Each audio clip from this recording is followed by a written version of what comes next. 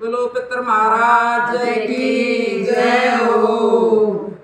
जेठ की सोमवारी मावस आई, जेठ की सोमवारी मावस आई। तो दादा पितर आवेगा, दोनों हाथ बजाओ तालिए। दादा पितर आवेगा, दोनों हाथ बजाओ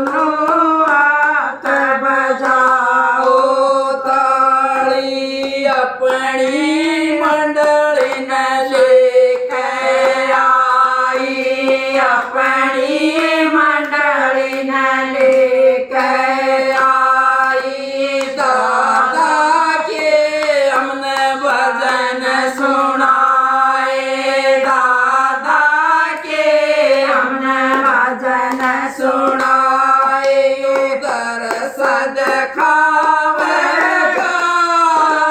दोनों हाथ बजाओ तालियों दास दिखा के जावेगा दोनों हाथ बजाओ तालियों दादा पे कर आवेगा दोनों हाथ बजाओ तालियों दादा पे कर आवेगा दोनों हाथ बजाओ ताली जेठ की सोमवारी मावस आई जेठ की सोमवारी मावस आई ओ दादा पे